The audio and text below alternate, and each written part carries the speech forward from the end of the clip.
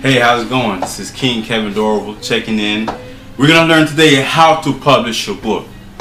I get calls, emails, Facebook, Twitter messages all the time about how can I get going on my book. The first thing to do is actually start writing, start typing it out.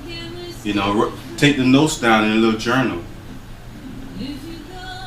But this is one thing you want to keep in mind before you actually go head first.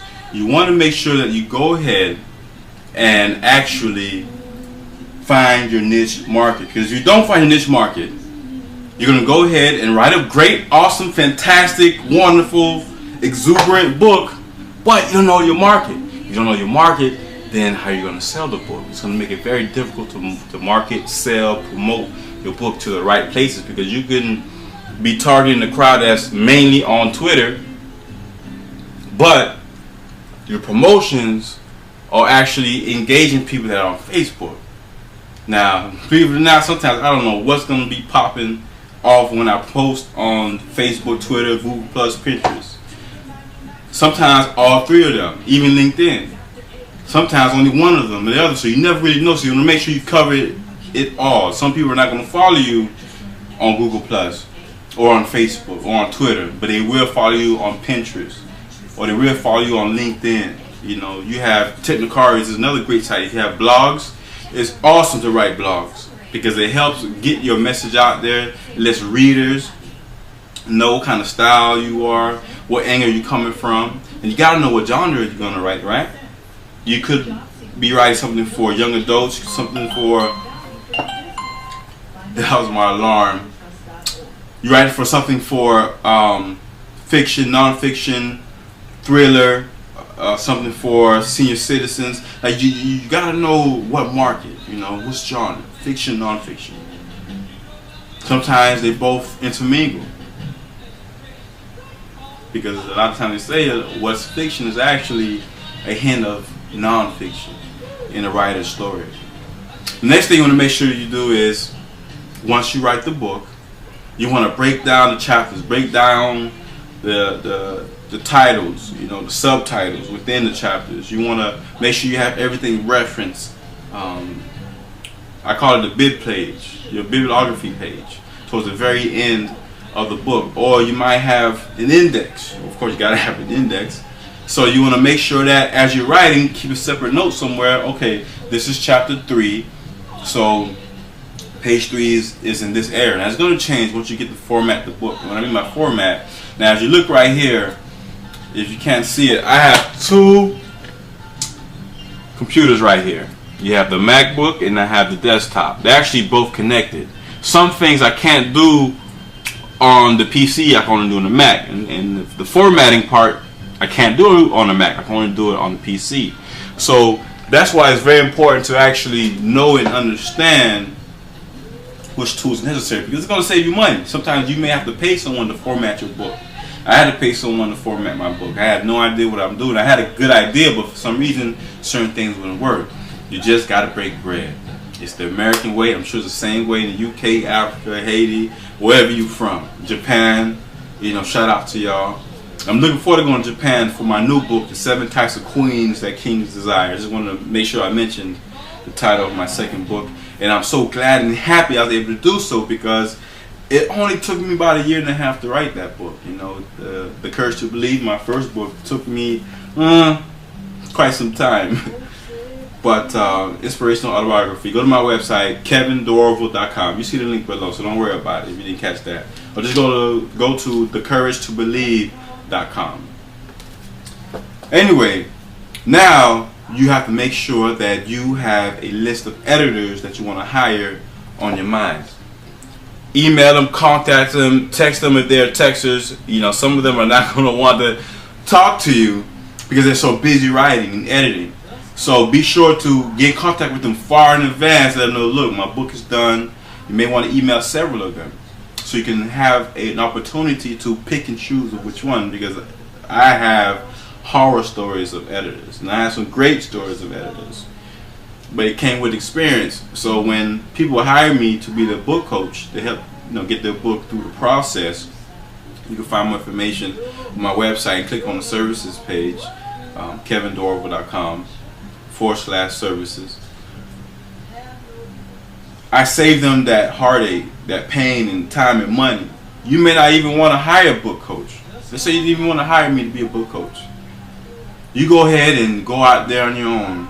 You're going to be spending 5 times as much when you could have just spent that little extra money months ago or a year ago with someone with the experience and knowledge to help you save tons of time. I would have saved, literally, if I would have had a book coach, because I did hire one on a part-time basis.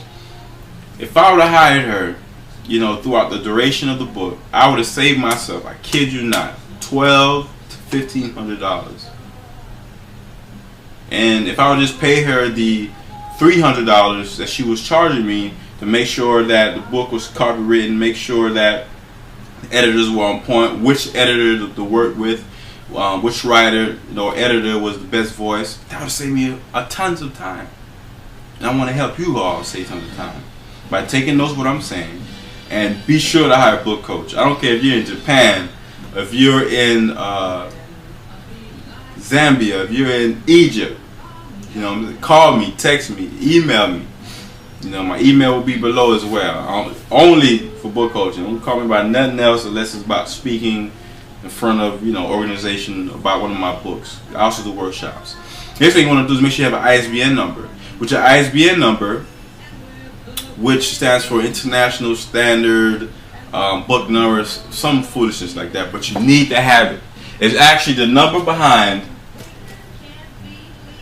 the book and on top of the barcodes. That's your ISBN number. You can't see it. I hope you can see it here. I know you guys know what that is.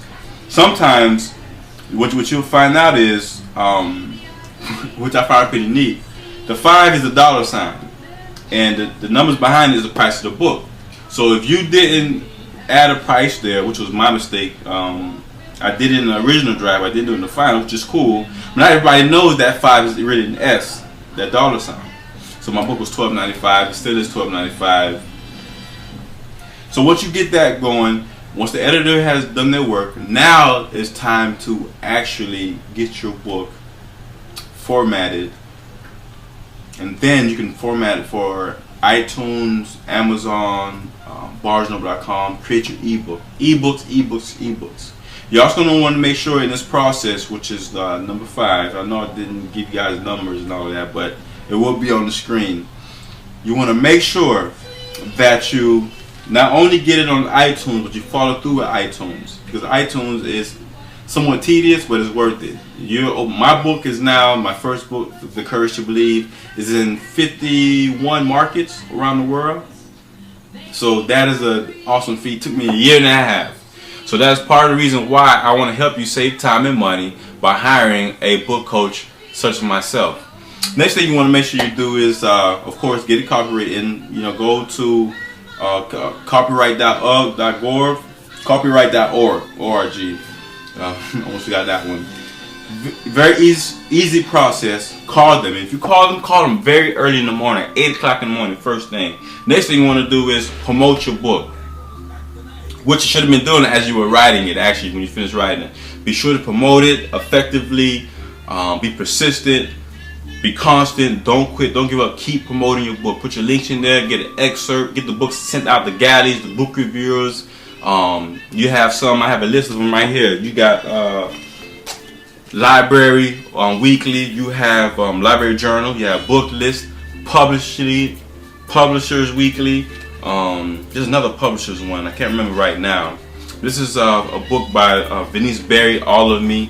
I was actually in her writing class 2 years ago at the Black Writers Annual Conference here in Fort Lauderdale.